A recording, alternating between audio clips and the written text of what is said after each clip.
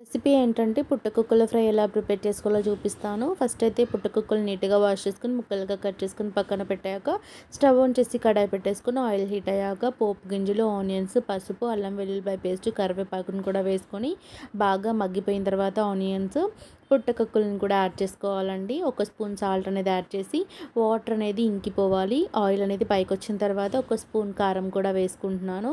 ఒకసారి మిక్స్ చేసుకోవాలన్నమాట. ఈ పుట్టకుక్కలు అనేవి చిన్నప్పుడు మా మా పొలంలో దొరికేవండి పుట్టల దగ్గర. చాలా టేస్టీగా ఉంటాయి అండ్ హెల్త్‌కి కూడా మంచిది అండ్ ప్రోటీన్ పర్సెంటేజ్ కూడా ఎక్కువగా ఉంటుంది. ఒక కప్ ఏమో చింతపండు పులుసు, ఒక కప్ ఏమో నార్మల్ వాటర్ అనేది యాడ్ చేసుకుంటున్నాను.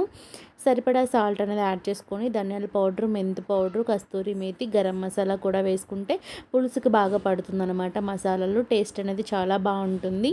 సో ఫైనల్‌గా వాటర్ అనేది ఇంకిపోయాక ఆయిల్ పైకొచ్చాక దింపేసుకోవడం. మీరు ట్రై చేసి టేస్ట్ ఎలా ఉందో కామెంట్ చేసి సబ్స్క్రైబ్ చేయండి. Thank you.